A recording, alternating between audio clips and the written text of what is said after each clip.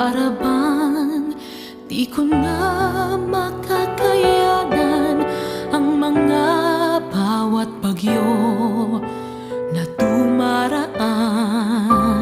Ang unos sa dibdib ay sadyang di ko mapigilan, ngunit ika'y sumabay sa bagyo ng aking buhay. Ibinulong